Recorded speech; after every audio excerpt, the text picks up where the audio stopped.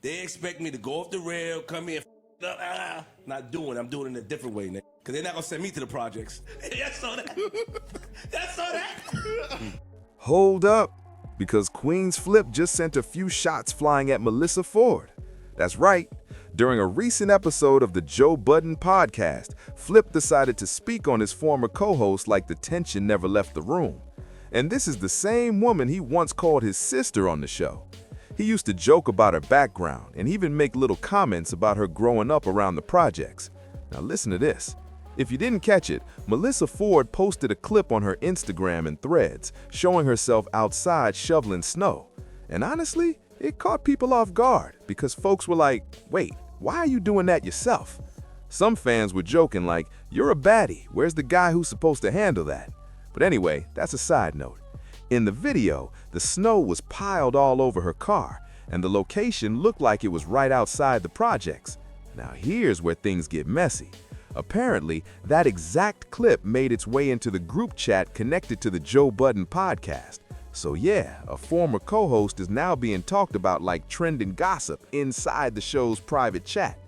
That alone makes you wonder why Queenzflip chose to bring this conversation onto the podcast in front of everyone. But if you remember the history between him and Melyssa Ford, the tension has been brewing for a while. The two went back and forth publicly more than once, and it definitely wasn't friendly. At one point, Melyssa suggested that Flip basically gets away with whatever he wants on the show, and Flip clapped back hard, calling her fake, and even saying the rumors about her in the industry were real. And listen, that's not just speculation. Queenzflip himself confirmed parts of that story on his Patreon page if you go look it up. But that wasn't the only moment where those two locked horns.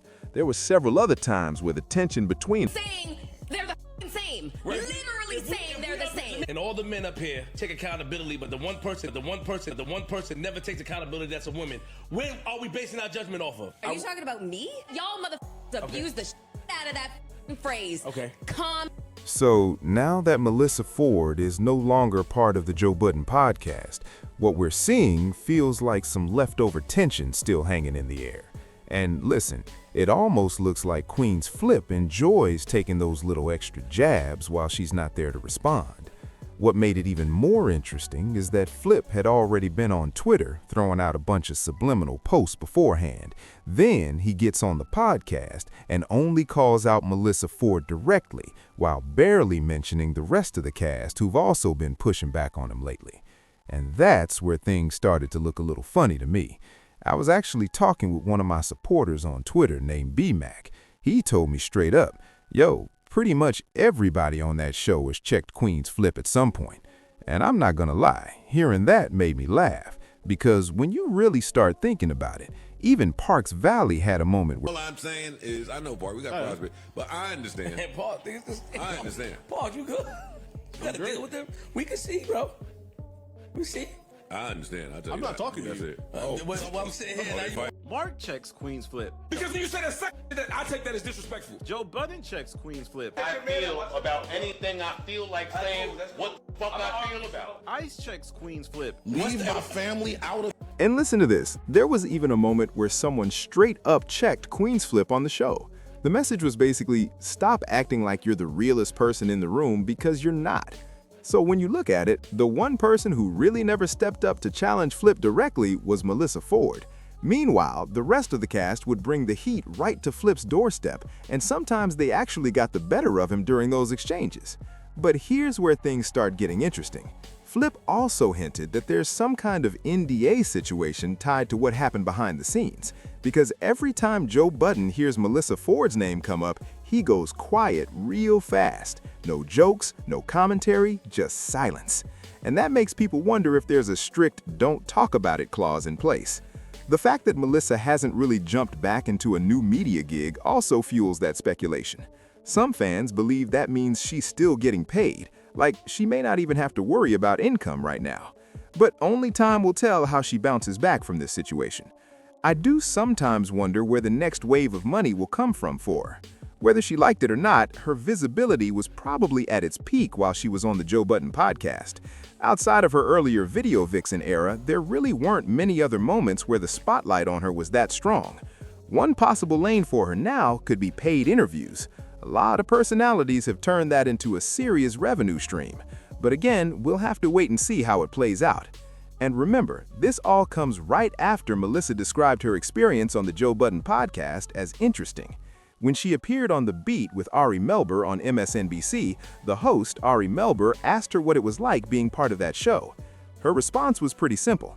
She said being the only woman in a room full of men was interesting. That moment honestly made some viewers uncomfortable, because it reminded people how little she actually spoke during many of the podcast discussions.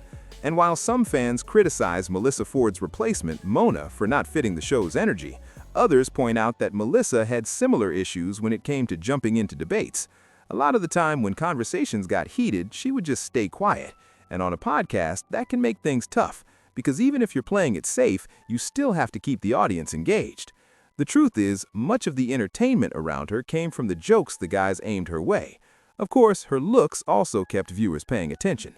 Now, another question people keep asking is whether Melyssa is still cool with anyone from the show.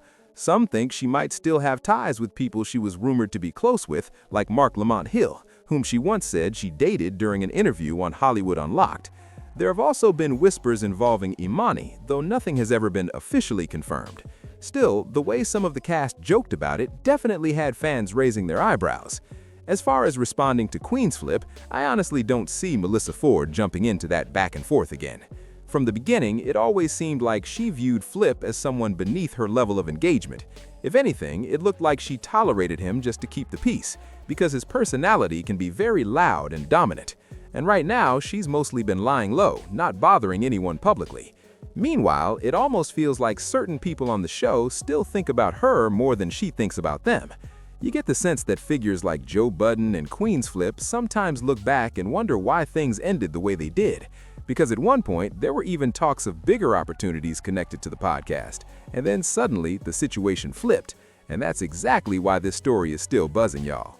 I genuinely think Joe Budden wanted to have Melyssa Ford and Mona on the show together, because that would have been pure viewership gold. Melyssa brought her own following, Mona brought hers, and the collision of those audiences could have exploded numbers. But here's the catch. Melyssa didn't want to stick around and risk being pitted against another woman. She knew the comment section would get messy. People would start picking sides, saying I like Mona more or Melyssa Ford's the real MVP. Honestly, she might have made the smarter move by stepping away right as Mona arrived. The timing says it all. A couple of weeks in, Mona shows up, Melyssa's out, leaving Mona to prove herself solo.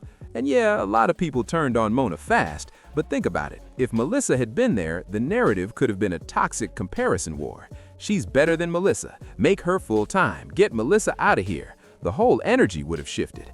Now, that's not the case, and the dynamics changed. With that said, drop your thoughts in the comments. Do you think this whole thing was petty or entertaining? Because honestly, I can't hate on Queenzflip for stirring the pot. This is exactly why I say, whenever you doubt what goes on behind the scenes, remember this. I've always found it funny how the Joe Budden podcast crew calls each other brothers and sisters, but the second real tension hits, they throw these petty shots. Some people might have been confused, like, wait, is that really happening? But Queens would probably say the reason he does it is that he sees them as family. They're united in the struggle, and when the struggle really hits, he's gonna hold them accountable, even if that means exposing them. That's why professionalism is key. Melyssa Ford and Flip were both trying to navigate the clique, fitting in while Ish and Ice iced them out. And once that alliance broke, they started tossing each other under the bus. And now, years later, those petty shots are still happening. Alright y'all, make sure you follow me everywhere. Instagram at The Stop TV, check out my Patreon, and hit me on Twitter